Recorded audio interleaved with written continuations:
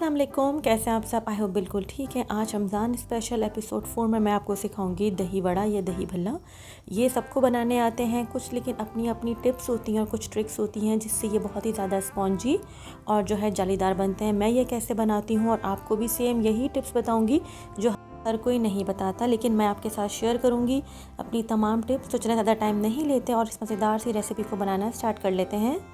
चलें जी, बिस्मिल्लाहिर्रहमानिर्रहीम करते हैं। यहाँ सबसे पहले मैंने ले ली है 1 कप माश की दाल और 1 कप ही मैं लूँगी मूंग की दाल। आप इसको सिर्फ माश की दाल से भी बना सकते हैं या फिर आप 1 कप माश की दाल और आधा कप मूंग की दाल से भी इसको बना सकते हैं।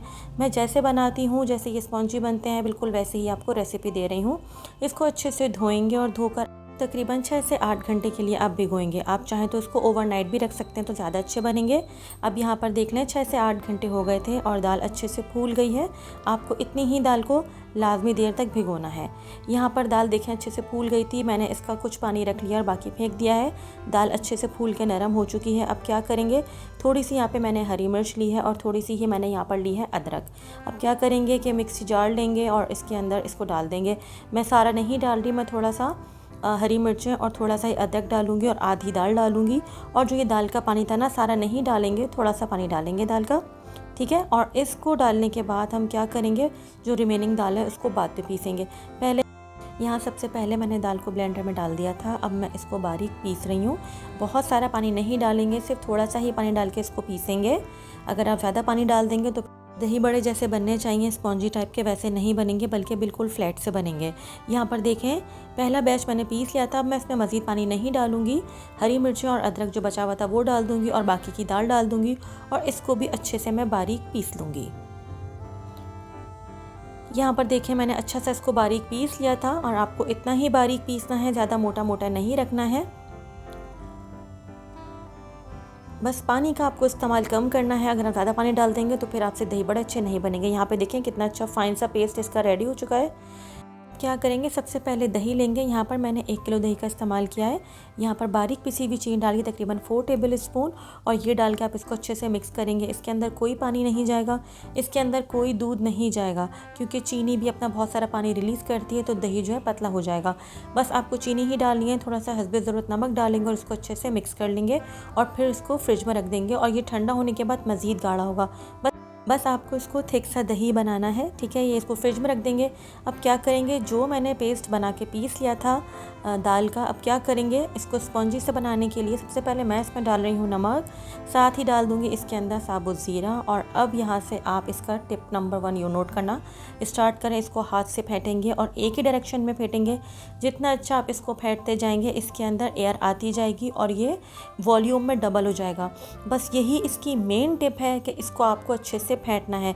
जितना अच्छा आप इसको क्रीमी सा फोमिक टाइप का फेंटेंगे ना, उतना ही बेहतरीन जो है ना आपका दही बड़ा बनेगा। अब देखिए इसको फेंटते हुए तकरीबन मुझे 10 मिनट हो गए थे। अब मैंने पानी लिया है, थोड़ा सा मैं इसके अंदर डाल रही हूँ और यहाँ पर देखें ये फ्लोट कर रहा है। इसका मतलब है बेहतरीन से जो है आपने जो है इस मिक्सचर को ना फेंट लिया है। आपको इतना ही फेंटना है। आपको करना क्या होगा, बस आपको हल्का सा हाथ पे पानी लगाना होगा और जितना बड़ा आप बना सकते हैं उतना ही बड़ा लेंगे और ठंडे तेल के अंदर डालेंगे। तेज़ गर्म तेल के अंदर आप इसको नहीं डालेंगे, बस ऐसे ऐसे उठाएंगे हाथों की मदद से और डाल देंगे। आप चाहें तो उसको स्पून से भी डाल सकते हैं। यहाँ पर देख लें तेल गर्म हो चुका था लेकिन खौला हुआ नहीं है, बहुत ही ठंडा टाइप का तेल है। अब आप इसके अंदर जल्दी जल्दी जो है बहुत सारे जो है इस तरीके से बना के वड़ों को डालेंगे। अब अगर आप छोटे साइज़ के बनाना चाहते हैं तो बना लें, लेकिन क्योंकि मैं बहुत अच्छे बड़े बड़े खूबसूरत से स्पॉन्जी टाइप के बनाना चाह रही हूँ तो मैंने यहाँ पे थोड़ा बैटर ज़्यादा लिया है। आप जल्दी जल्दी सारा डाल दीजिएगा। स्टार्टिंग में आपको लगेगा कि आपसे शेप थोड़ा आउट हो रहा है, लेकिन जब आप थोड़े थोड़े करके बनाते जाएंगे ना तो आप बिल्कुल परफेक्ट हो जाएंगे और बहुत ही अच्छा सा इसका साइज़ बनकर आएगा। यहाँ पर देखिए मैंने इसको सबको एक साथ डाल दिया था। अब इसकी टिप नंबर 2 है, थोड़ा सा पानी लेंगे, ठीक है, और उसके ऊपर हल्का सा छींटा मारेंगे। बस इस टाइम जब छींटा मारते हैं तो ये जो बबल्स बनते हैं ना, उससे क्या होता है, ये जो हमारा दही बड़ा होता है ना, इस बड़े के अंदर अच्छा सा जाल बनना शुरू हो जाता है और वो स्पॉन्जी सा हो जाता है, उसके अंदर एयर सी आ जाती है। ये टिप हर कोई नहीं बताता, इसीलिए मैं आपको बता रही हूँ। तो ये आप ज़रूर ट्राई करके देखें। इससे ये नहीं होगा कि आपका हाथ वाथ जलेगा या आपके ऊपर तेल के छींटे उड़ कर आएंगी, बिल्कुल भी ऐसा नहीं होगा, क्योंकि ये ठंडा तेल है और ठंडे तेल के ऊपर आपने जो है पानी का छींटा मारा है तो आराम से जो है ना, देखिए जो बबल्स बन रहा है ना, ये इसी के अंदर ये बनेगा, छींटे नहीं उड़ेंगी। बस एक साइड चेंज करने के बाद दोबारा से आपको छींट मारनी है और आप देखिएगा ये बिल्कुल फूल के बड़े बड़े से हो जाएंगे। इसमें मैंने कोई सोडा नहीं ऐड किया था, ये वैसे ही फेंटने की वजह से बड़े बड़े देखें कितने खूबसूरत से बॉल्स रेडी हो जाएंगे।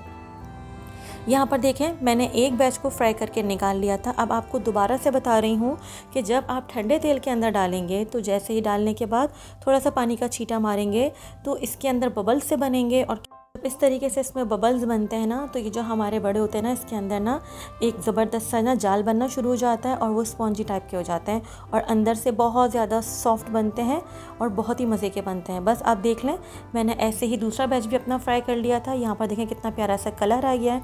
बस आप क्या करेंगे, इसको निकाल लेंगे, इसको एयर में ठंडा करें और जिप लॉक बैग में भर के रख लें। आराम से ये 1 से 1.5 महीने तक ख़राब नहीं होते। अब क्या करेंगे, मैंने पानी लिया है, उसके अंदर थोड़ा सा हल्दी डाला है और थोड़ा सा ही डाला है मैंने इसके अंदर नमक। अगर आपके पास हींग हो तो आप हींग भी डाल सकते हैं, क्योंकि माश की दाल जो है बादी होती है। हींग डालने से क्या होगा कि उसका बादीपन ख़त्म हो जाएगा। मैंने वैसे अदरक डाल दी थी, अगर आपके पास हींग हो तो बहुत ही अच्छी बात है। यहाँ नमक को अच्छे से डिज़ोल्व करने के बाद आप क्या करेंगे कि ये जो हमारे बड़े हैं ना, ये इसके अंदर डाल देंगे।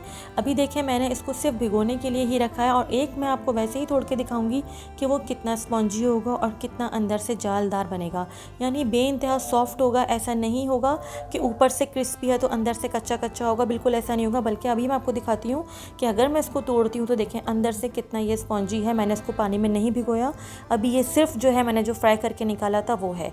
इस टाइम पर आप इसको ईज़िली फ्रीज़ कर सकते हैं।